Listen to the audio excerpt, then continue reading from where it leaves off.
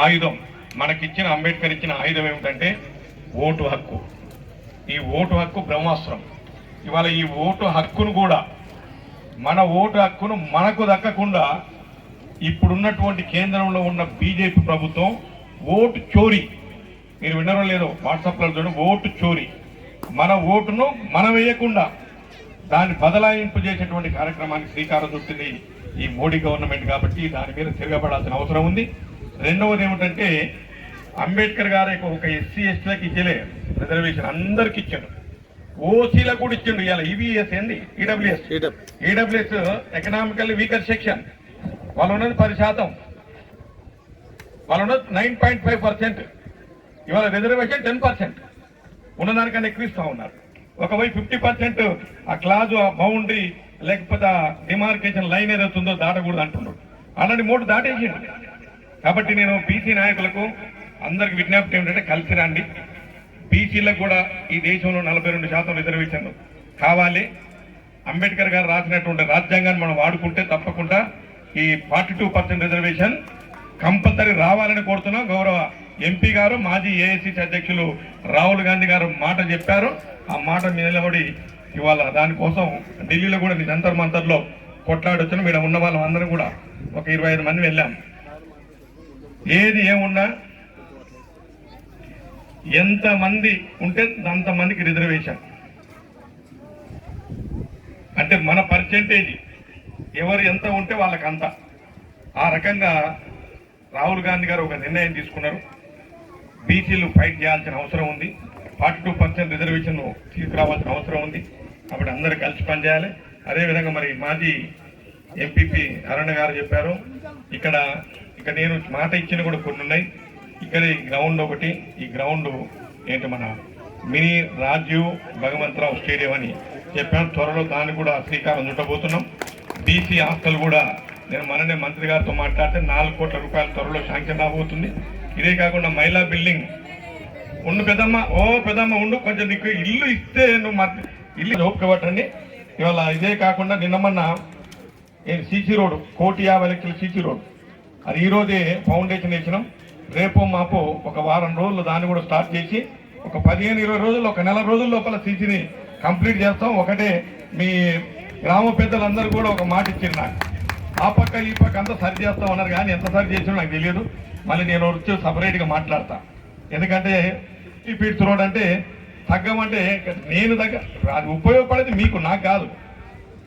50 ఫీట్ల రోడ్డు ఉంటే మంచిగా ఉంటుంది. 50 కాదు సార్ 45 అంటే 45 కూడా ఒప్పుకున్నాం. 46 ఉండాలి, చూడడానికి కూడా బాగుండాలనే ఉద్దేశంతో మీ ఊరికి అమరాబాద్కు 2 ఒకేసారి శాంక్షన్ ఇచ్చిన. అమరాబాద్ వర్క్ స్టార్ట్ అయింది. అక్కడ కూడా డబల్, దీనికన్నా ఎక్కువ ఉంటుంది. అది ఇంకా ఇండ్లన్నీ కూడా కొడుతున్నాం. మీరు చూసిన ఒకసారి అమరావతి పోయి చూడండి. ఈ కొండనాగులో ఉన్న వాళ్ళందరూ ఒకసారి అమరావతి పోయిరండి. పోయి చూచి వచ్చినాక మీకు అర్థమవుతుంది.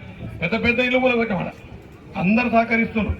చంద్రమోహన్ గారు మీరు కూడా బుచ్చన్న అక్కడ కోసం మనం బాగానే అడుగుతున్నాం.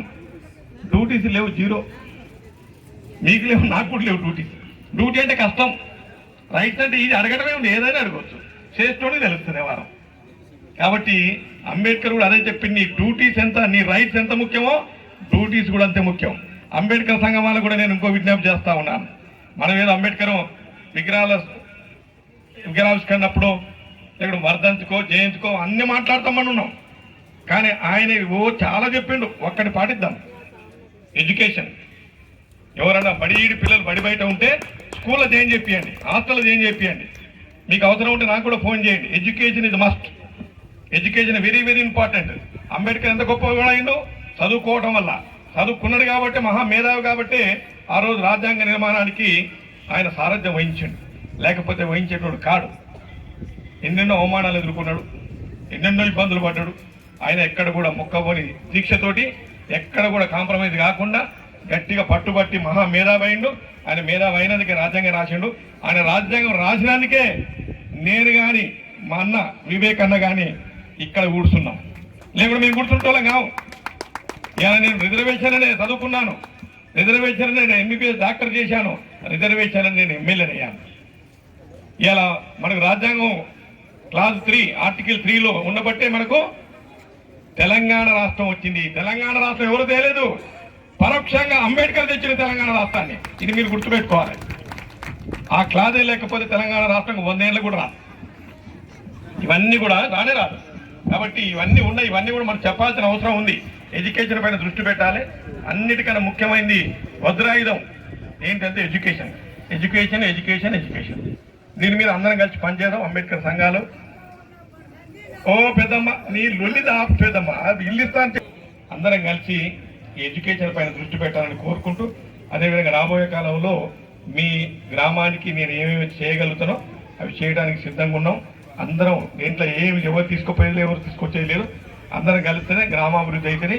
అందరు కలిసి గ్రామాభివృద్ధి చేయండి. మళ్ళీ సెకండ్ లిస్ట్ ఇందిరమ్మ ఇల్లు కూడా మీ గ్రామానికి 72 వస్తాయి. ఇంకా 5-10 ఎక్కువ ఇస్తాం. కాబట్టి అందరు కూడా కూర్చొని మంచిగా రాయండి. అన్ని సీసీ రోడ్లు కానీ సైడ్ డ్రైన్స్ కానీ వీటి మీద దృష్టి పెడతామని మనం చేసుకుంటూ మరొకసారి ఇక్కడ ఇచ్చేసిన మీ అందరికీ కృతజ్ఞతలు తెలియజేస్తూ సెలవు తీసుకుంటున్నాం. Thank you very much. Thank you sir.